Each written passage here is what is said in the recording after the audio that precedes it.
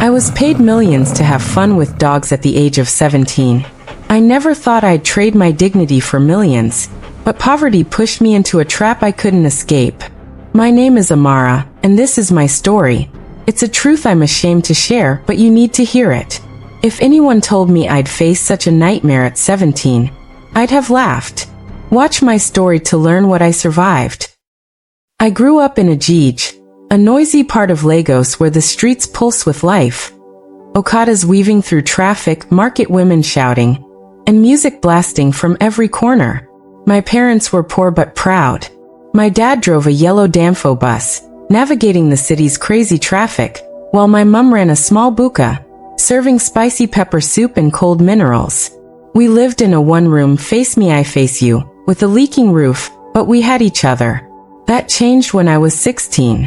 One rainy night, a trailer smashed into my dad's bus on the Lagos-Ibadan Expressway. He didn't survive. My mum was broken, grief ate her up, and she got sick with hypertension. A year later, she was gone too. At 17, I was an orphan, alone in a city that doesn't care. With no money for school fees, I dropped out of secondary school. I started hawking pure water in UCHE's traffic, dodging cars and area boys who demanded tax for selling on their turf. Some days, I made just N500, enough for Gary and groundnut. Other nights, I slept hungry, curled up in a corner of Oshodi Market, my wrapper shielding me from mosquitoes. I prayed for a miracle, but Lagos doesn't give handouts.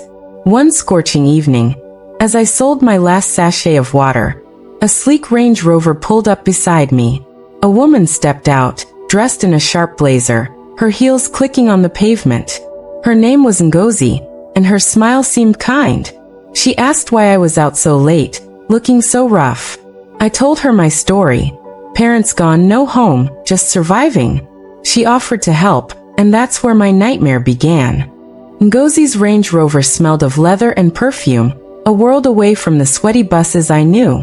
She drove me to her house in Lekki, a place that looked like an Instagram influencer's dream. Marble floors, AC blasting, and a flat-screen TV playing Afrobeat music videos. She gave me hot jollof rice with fried chicken and a cold Coke. For the first time in months, my stomach was full. She bought me a new Ankara dress and let me sleep in a soft bed with clean sheets. I felt like I'd stumbled into paradise. But after a week, Ngozi sat me down on her plush couch, her face serious. "Amara, you can't stay here for free," she said. "You need to work to earn your keep." I nodded, eager to repay her kindness. I thought she meant a job like cleaning houses or helping at an event. Then she dropped the bomb. Her clients, rich men, paid big money for girls to entertain their dogs. My heart stopped. "You mean sleep with dogs?" I whispered, my voice trembling. Ngozi nodded, calm as if she'd asked me to wash dishes. "Just one night, Amara, and you'll get millions. You're an orphan, no family, no future. This is your chance." My stomach churned. I stood up, shaking with anger. No way. I'd rather go back to the streets than do that.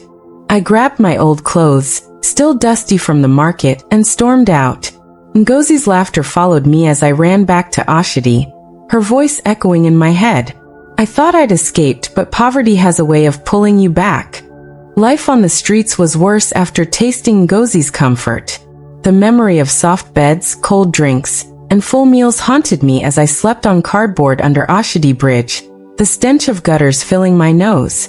I tried selling akara at the market, standing by my frying pan in the heat, but customers were scarce.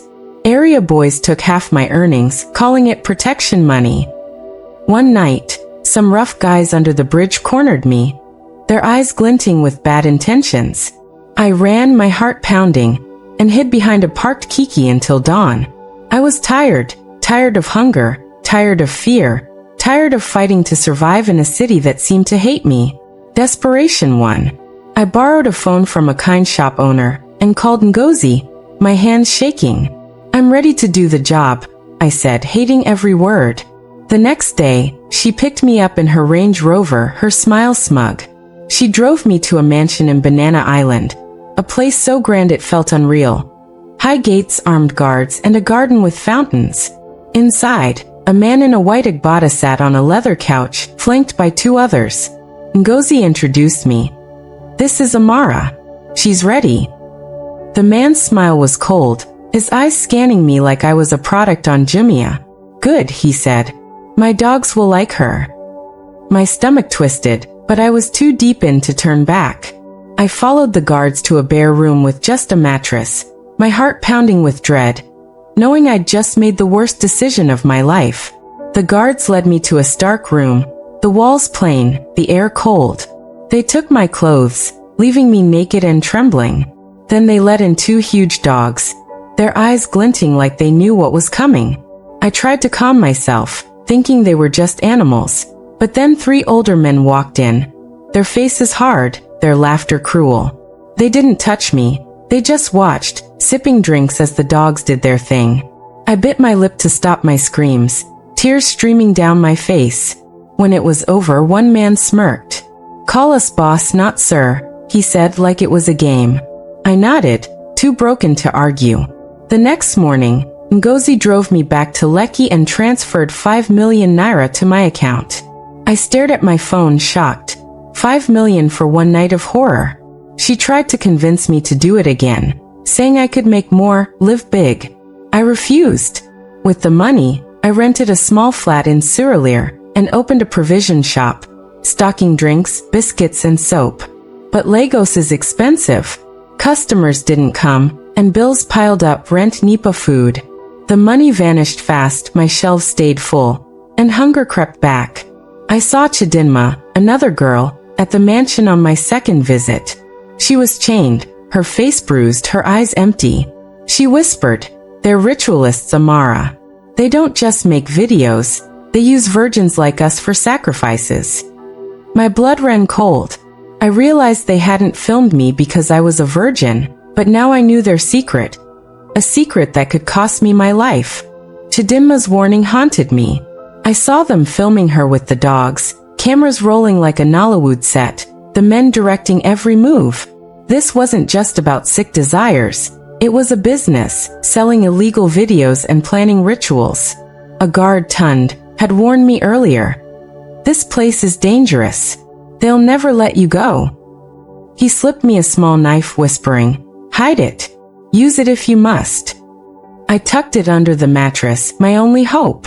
When I heard the bosses were leaving for a meeting, I knew it was my chance. I told Chidinma my plan, but she shook her head, too broken to believe in escape. "You'll die trying," she said.